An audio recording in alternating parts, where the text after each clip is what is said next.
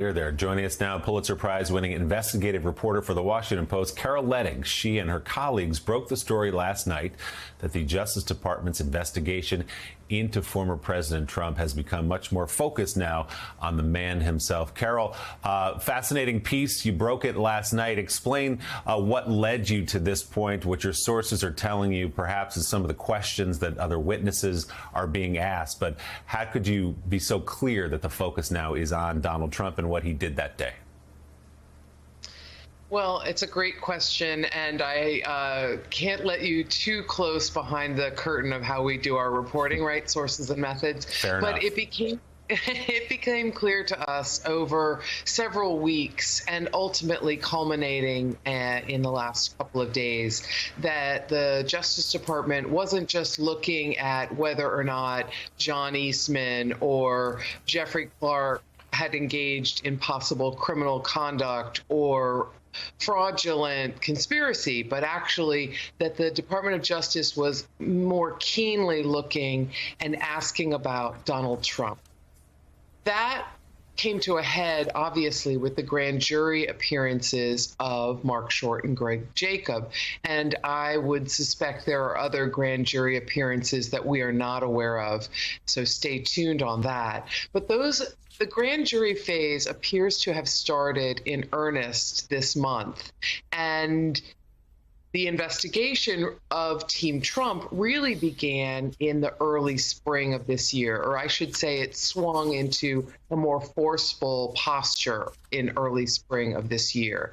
The questions that individuals are receiving are overwhelmingly again and again about what did Donald Trump say, what did Donald Trump do, then what did Donald Trump say to the vice president, then what did Donald Trump ask his lawyers to do for him.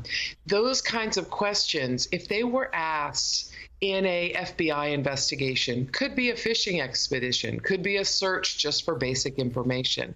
But when asked in a grand jury, they indicate that prosecutors are preparing for the possibility, the potentiality of bringing charges and going to trial, and they are more serious. It's not fishing, it's trying to get people on the record in a formal way that can be usable at trial. Hey, Carol, it's Jonathan. Congrats on the story. It's really attracted a lot of attention, and some top Pence aides, including Mark Short, were pulled before grand jury in D.C. in recent days. Tell us what you do know about that, and also the two possible tracks here for criminal charges against the former president. Seditious conspiracy and conspiracy to obstruct a government proceeding, which is what we know others have already been charged with, but also potential fraud due to the fake elector scheme. It's a great question, Jonathan. So these two tracks have a couple different possible criminal charges in them. What my colleagues and I have been learning as a result of our work is that the Justice Department has been looking at what's available in the evidence we've already obtained and what's in open source, publicly known and available. What are the potential crimes? So the first track, seditious conspiracy to obstruct a government proceeding. You know from your own very good reporting that there are a number of steps that Donald Trump took using the levers in the Oval Office at his disposal to try to block the peaceful transfer of power, to try to block the certification of the election. And the conspiracy charge that the Department of Justice is reviewing is what kind of fraud and conspiratorial agreement may Donald Trump and other allies, or just Donald Trump's allies alone, what conspiratorial agreement did they hatch in order to defraud people, to obstruct that government proceeding? For example, the fake electors scheme to try to stop the certification of the vote. The effort at the Department of Justice by Donald Trump and Jeffrey Clark to try to get the Department of Justice to say the election was rigged in certain states so that certain swing states votes would be in chaos or in question, and therefore a justification for not certifying the election on January 6th. All of these things together, let me back up a second and say the Department of Justice has a lot of potential crimes they could charge when you think about all of the ways that people used fraud, used misleading, inaccurate information together to block that peaceful transfer of power. And there could be all manner of things charged. But seditious conspiracy is the most serious, to obstruct a government proceeding. It's what Stuart Rhodes has been charged with. That effort was violent. The part that involves Donald Trump and his allies doesn't appear to have violence at its base. And so what's critical in that investigation is figuring out the intent. What was the intent of a group of people who were pushing essentially a lie to stop Vice President Pence and Congress from affirming that Joe Biden was the next president?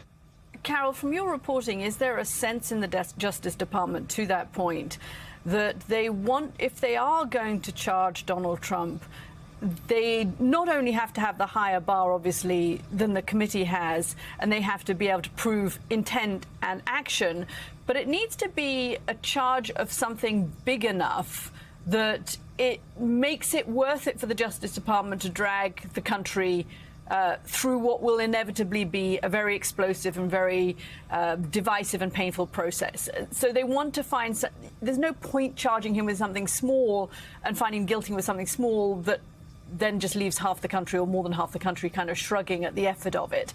Is that something that's also being debated, or are they thinking, as Merrick Garland seemed to be saying, look, nobody's above the law. If there is any illegality, then we would have to charge anyone and everyone involved in that illegality, however big or small? I think this question is really smart because I'm not going to pretend to be in Merrick Garland's head or that he's disclosing anything special to me or any reporter. But I think what's really important about the question is this. What I've picked up from sources and what my colleagues, Devlin Barrett, Josh Dawsey, Spencer Shue, also on this byline, what we've picked up from internal sources is that that debate's real. That concern about the high bar for prosecuting a former president, not a sitting president, even a former president, is huge. It weighs heavily on the Department of Justice. It weighs heavily on Merrick Garland. And the sense that I'm getting is there's a lot of discussion about how overwhelming is the evidence?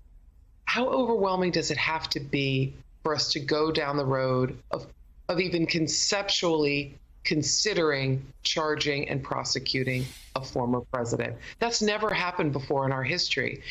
So as for your point about small charge or large charge, I'd like to stay away from that because, you may remember Bill Clinton struck a deal with the independent counsel to avoid being charged with something relatively small in the big scheme of things, lying to investigators. I don't know whether or not small charge or large charge is the issue here.